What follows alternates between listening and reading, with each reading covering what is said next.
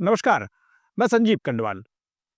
साल 2027 के बाद भारत की राजनीति में एक ऐसा बदलाव आने वाला है जो संसद से लेकर राज्यों तक सत्ता के संतुलन को पूरी तरीके से बदल सकता है।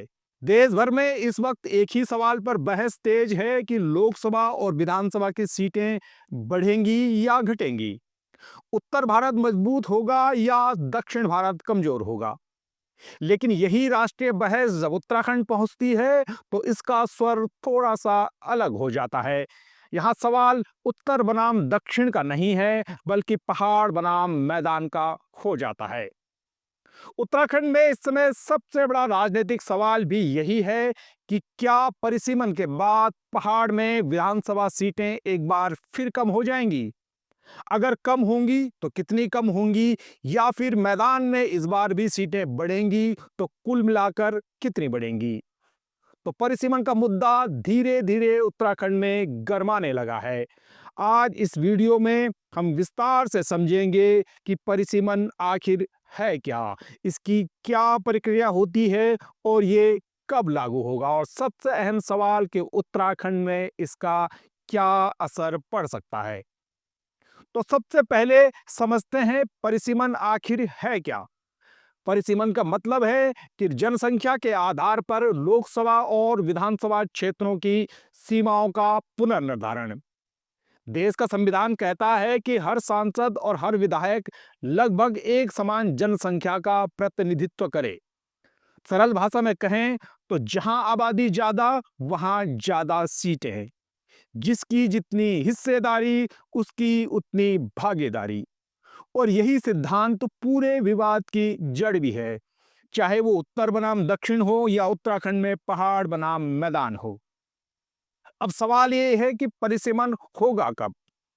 तो हम आपको बता दें कि भारत में फिलहाल परिसीमन पर 2026 तक रोक लगी है। दरअसल परिसीमन के लिए सबसे जरूरी चीज है वो जनगणना के ताजे आंकड़े चाहिए होते हैं।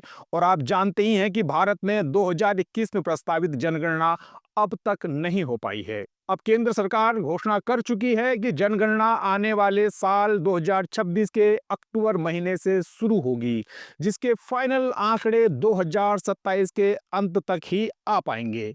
इस तरह जनगणना के अंतिम आंकड़ों के बाद ही परिसीमन का काम शुरू हो पाएगा। इसके लिए केंद्र सरकार संसद के जरिए विधिवत परिसीमन आयोग का गठन करती है।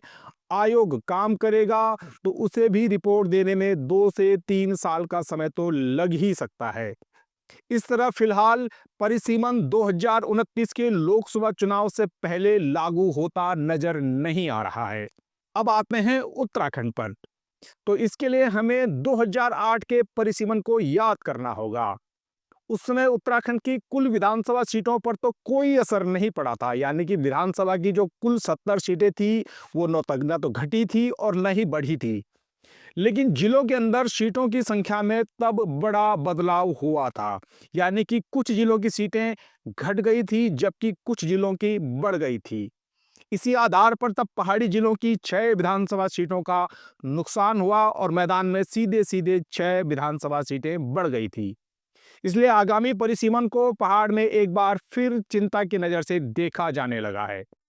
उत्तराखंड के लिहाज से देखें तो इस बार परिसीमन में दो संभावनाएं बनती हैं।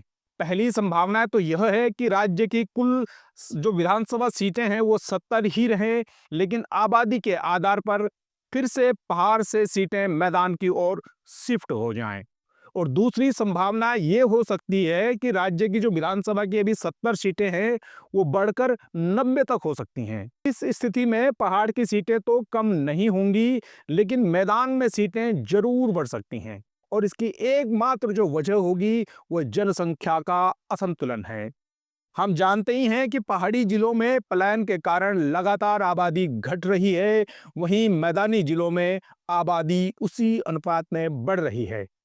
परिसीमन की बहस में यह भी जानना जरूरी है कि भारत के इतिहास में अब तक 4 बार परिसीमन हो चुका है।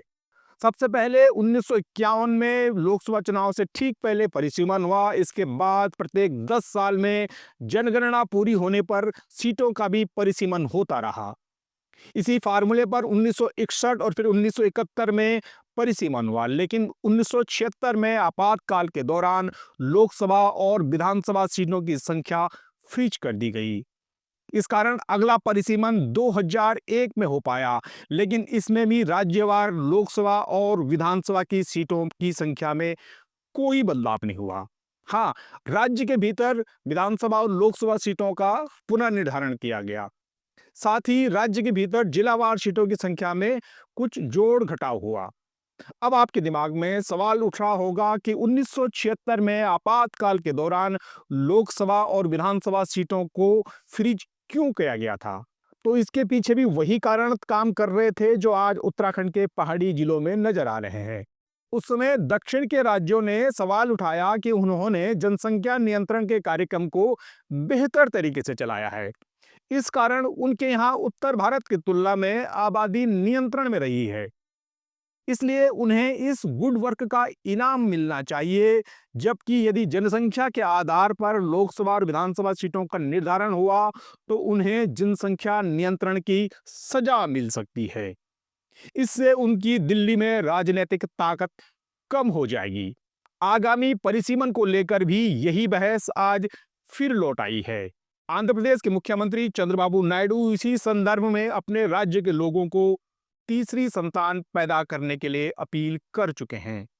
आंध्र प्रदेश, तमिलनाडु, केरल, कर्नाटक को लगता है कि यदि इस बार भी जनसंख्या के आधार पर सीटों का परिसीमन हुआ तो उनकी सीटें घट सकती हैं, जबकि उत्तर प्रदेश, बिहार, राजस्थान, मध्य प्रदेश जैसे अधिक आबादी वाले प्रदेश को इसका फायदा मिल सकता है। और यही मॉडल उत्तराखंड में मैदान बनाम पहाड़ का रूप में ले लेता है। इस तरह साफ है कि परिसीमन सिर्फ चुनावी गणित नहीं है, बल्कि यह भारत के संघीय ढांचे और क्षेत्रीय संतुलन का भी सवाल है। इसलिए इस मुद्दे पर हैंडल विद केयर वाला एटीट्यूड बेहद जरूरी है। उम्मीद है आपको परिसीमन के मुद्दे पर यह पूरी जानकारी मिली होगी और समझ आई होगी। अगर वीडियो पसंद आया हो तो कृपया इसे लाइक और शेयर भी करें। साथ ही ऐसे गहरे राजनीतिक विश्लेषण के लिए चैनल को सब्सक्राइब करें। इस मुद्दे पर आपका क्या कहना है, कमेंट में भी जरूर बताएं। धन्यवाद।